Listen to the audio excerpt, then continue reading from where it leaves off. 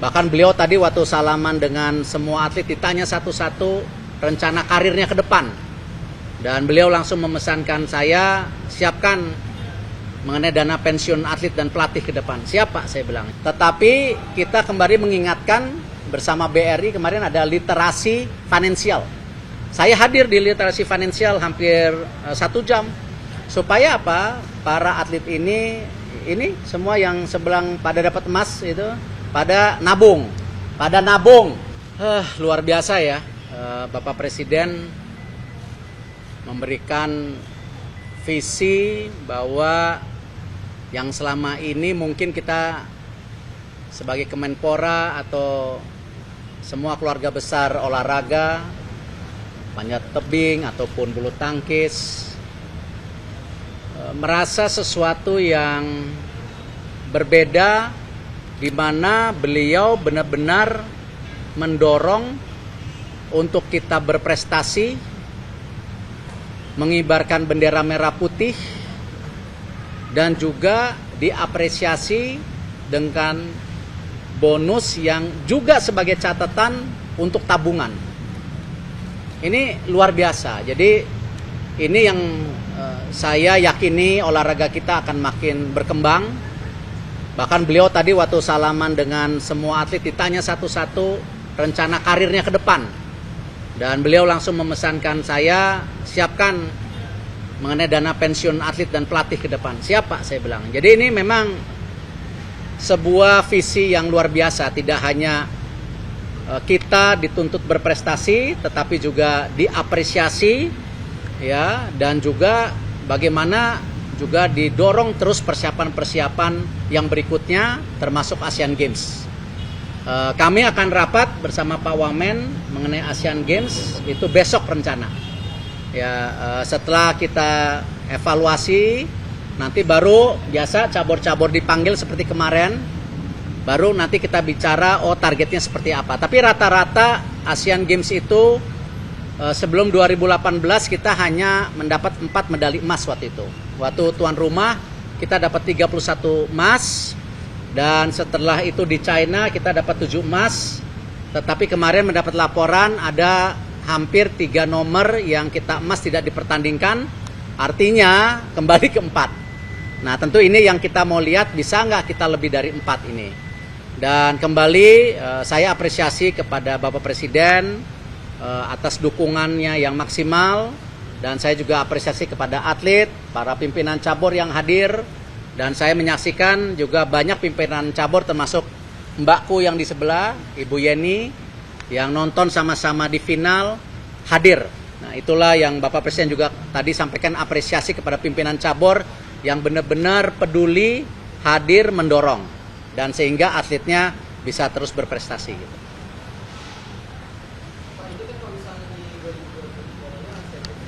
Kita hitung emasnya, prestasi emasnya. Karena memang kembali ini bukan berarti kita tidak apresiasi perak perunggu, kita apresiasi. Tidak mungkin, contoh banyak pertandingan kemarin di SEA Games, Pak Wamen, saya, Ibu Yani, yang dapat perak perunggu pun kita peluk-peluk. Ya. Tetapi memang kalau kita lihat realita dalam sebuah kompetisi multi event, yang dihitung pertama emasnya. Di situ rankingnya. Artinya ya kita semua yang ada sedang berjuang ya harus berpikir emas dulu. Ya, bukan tidak mengapresiasi, kita apresiasi yang perak perunggu luar biasa. Nah, cuman memang ketika hitung-hitungan dalam porsi ranking multi event itu emasnya yang dihitung. Nah, artinya memang untuk Asian Games kembali saya tadi paparkan total medali ada hal yang akan kita perhitungkan. Tetapi emas yang kita prioritaskan seperti apa hitungannya. Kalau tadi saya sampaikan rata-rata kan 4 emas sebelumnya. Nah kalau Asian Games nanti di Jepang yang akan kita mulai evaluasi dan kita persiapkan bisa lebih dari 4 emas, bahkan bisa 7 seperti di China, kan luar biasa itu.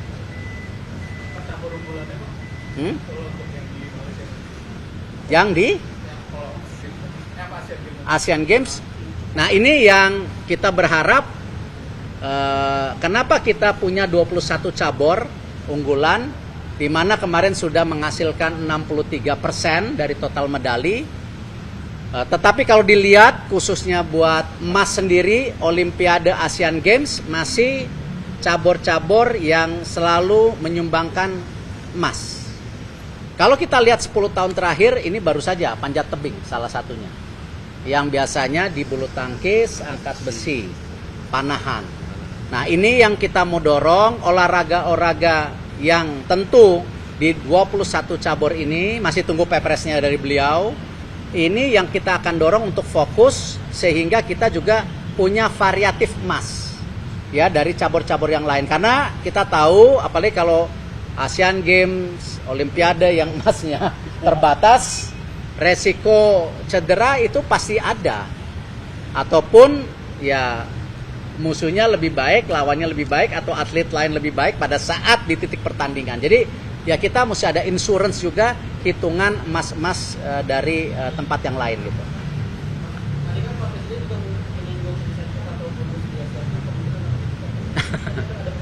Alhamdulillah, saya cuma bisa jawab begitu.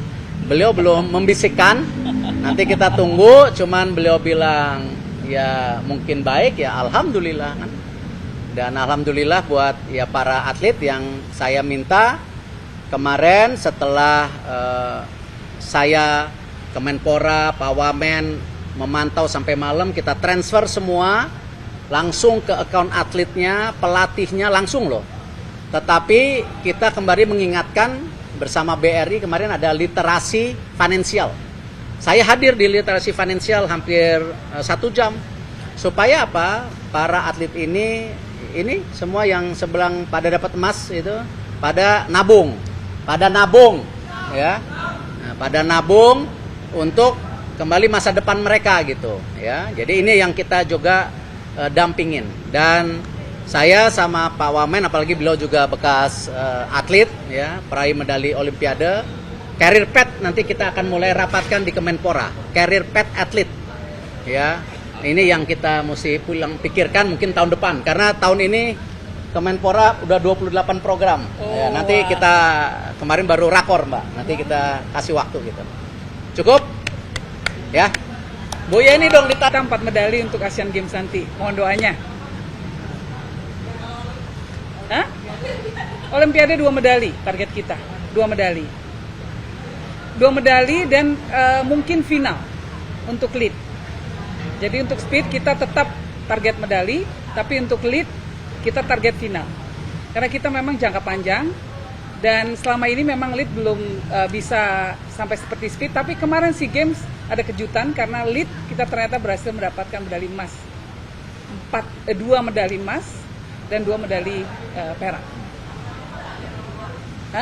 Atletnya baru-baru. Jadi sekarang panjat tebing ini kita punya banyak stok, terutama atlet-atlet muda. Untuk atlet-atlet lead yang kemarin bertanding di SEA Games, ini kita akan persiapkan untuk Asian Games. Kemudian ini akan menjadi path mereka untuk bisa berlaga di Olimpiade. Namun memang Asian Games untuk panjat tebing itu harus melalui babak kualifikasi. Nah, kita nggak tahu siapa yang berhasil mendapatkan tiket untuk bertanding di Asian Games. Itu keberuntungan lagi-lagi. Selain skill, juga adalah beruntungan garis tangan. Nah, moga-moga banyak dari atlet panjat tebing yang bisa menembus dan dapat tiket untuk ke Asian Games. Kedepannya nanti untuk Olimpiade. Terima kasih. Career Path.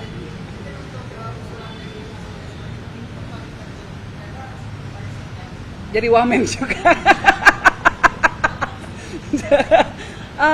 Career Path kalau di panjat tebing, kita juga sudah melakukan pelatihan-pelatihan finansial. Jadi atlet-atlet berprestasi diminta untuk bisa mengelola uangnya dengan baik. Dan yang kedua, karena mereka bukan latar belakangnya militer, maka career path-nya di ASN salah satunya. Tapi rata-rata anak panjat tebing itu pendidikannya juga kita utamakan. Jadi banyak dari mereka yang bahkan sudah master. Nah, jadi career path-nya jelas, dan sebagian lagi bisa menjadi pelatih. Bahkan ini panjat tebing ya, jadi atlet panjat tebing Indonesia dilirik oleh negara-negara lain, bahkan diminta untuk melakukan naturalisasi di negaranya. Jadi atlet panjat tebing Indonesia dilirik oleh negara lain untuk mewakili negara tersebut dan menjadi warga negara dari negara yang meminta itu gitu. Nah, sampai sekarang sih atlet kita masih masih loyal pada ini ya, pada NKRI, pada Indonesia. Tapi ke depan ya atlet-atlet senior mungkin yang mungkin tidak secara usia mungkin sudah tidak bisa lagi berlaga, ya bisa saja. Menurut saya ini bukan masalah patriotisme atau nasionalisme, tetapi juga dengan mereka berlaga di luar negeri ketika karir pathnya di dalam negeri sudah tidak memungkinkan atau memang persaingannya sangat ketat. Di panjat tebing itu persaingan kita luar biasa, kompetitifnya di antara para atlet sendiri, maka saya pribadi tidak masalah kalau ada atlet kita yang kemudian memutuskan untuk pindah ke negara lain, karena tetap ini artinya tetap mengharumkan nama bangsa dan negara. Asal jangan atlet-atlet utama. Atlet utama kita larang. Oke, gitu ya. Terima kasih. Subscribe, share, like, and comment. Subscribe, share, like, and comment. Subscribe, share, like, and comment. Subscribe, share, like, and comment. Subscribe, share, like, and comment.